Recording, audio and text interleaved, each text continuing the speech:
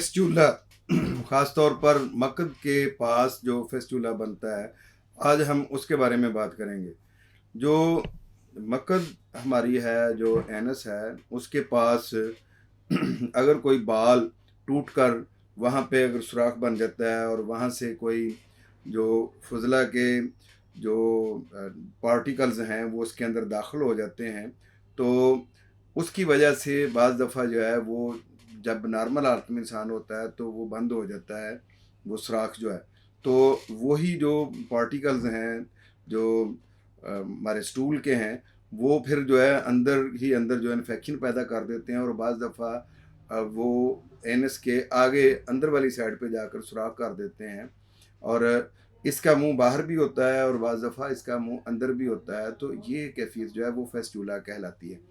Fistula की ये एक मैंने वजह सिर्फ बाल टूटने की बताई है, इसके अलावा भी सैकड़ों वजूहात हैं जिनकी वजह से फेस्टूला बन जाता है।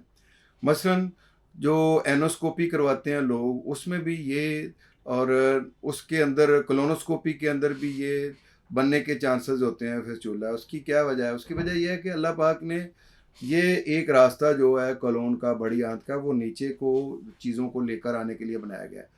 जब कोई भी चीज़ वहाँ से ऊपर को भेजेंगे हम, तो उसके साथ वो बेशक एंडोस्कोपी हो, बेशक वो कोलोनोस्कोपी हो या इस तरह की एनोस्कोपी हो, कोई भी इस तरह के कोई औजार जो हैं या कोई भी चीज़ जब हम एनस से अंदर दाखिल करते हैं तो वो बहरहाल उसके ट्रैक को डी ट्रैक करती है।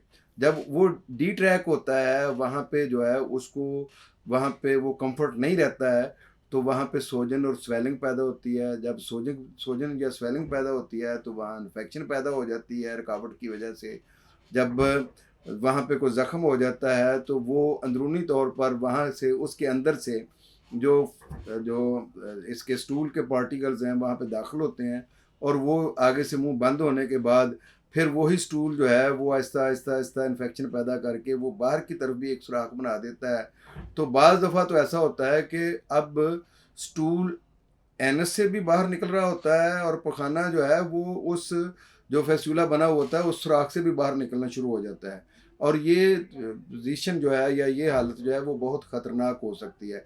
इसी तरह से शदीद किस्म की कब्ज़ जो है जिसकी वजह से जो एनस की नालियाँ छिल जाती हैं, तो उसके बुनियाद पर वहाँ पे इन्फेक्शन हो जाती है और वहाँ पे सुराख हो जाते हैं और उन सुराख से भी जो स्टूल है वो पेनिट्रेट कर जाता है स्किन के अंदर और वो फिर जो है वो फेस्टूला बनाने का बायस बनता है।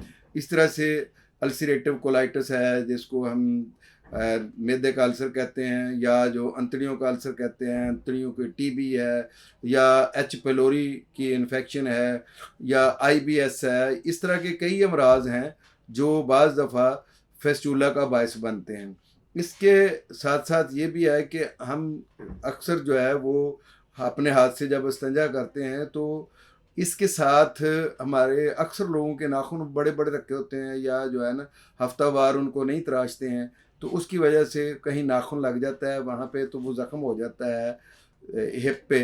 तो वहाँ पे पूरे तरीके से अगर इस्तिंजा ना किया जाए, पूरे तरीके से सफाई ना की जाए, तो वहाँ से जो स्टूल के पार्टिकल्स हैं वो अंदर दाखिल होकर उस जगह पे जो है वो फेस्टूला का बायस बनते हैं। फेस्टूला बाज़ दफ़ा कमर की हड्डी, रीढ़ की हड्डी तक भी इसकी इन्फेक्शन पहुंच जाती है और बाज़ दफ़ा इसकी वजह से बुखार और बाज़ औक़ात ये अगर किसी ख़तरनाक किस्म के जरासीमों का हो तो वहाँ पे कैंसर, अल्सर ये बनने का खदशा भी होता है। फेस्टूला को ज़ाहिर इलाज कर भी लिया जाए, उसका ऑपरेट कर भी दिया जाए, तो उसके बाद दोबारा भी ये हो जाता है क्योंकि वहाँ पे वो इन्फेक्शन कुछ ना कुछ मौजूद रहती है। तो होम्योपैथी मेडिसिन के साथ भी बाज़ दफ़ा ये बिल्कुल मादूम हो जाता है, लेकिन बाद में दोबारा कुछ अरसे के बाद निकल आता है। अगर उसका प्रॉपर इलाज ना किया जाए, पूरे सिम्पटम्स को ख़त्म ना किया जाए, तो तब ये मसला दोबारा हो सकता है। तो इसलिए जब भी आप फेस्टूला का इलाज करवाना चाहें तो उसमें डॉक्टर जब तक कहता है उसका इलाज जारी रखें और एनस के एरिया की, मकद के एरिया की सफाई जो है उसका ख़ास ख्याल रखें और वहाँ पे कोई केमिकल ना लगाएं। ये जो एहतियातें हैं इनके ज़रिए से हम फेस्टूला से बच सकते हैं और होम्योपैथिक मेडिसिन खाकर अगर आपको फेस्टूला जैसा अर्जा है तो उससे आप निजात हासिल कर सकते हैं। बहुत शुक्रिया। अल्लाह हाफ़िज़।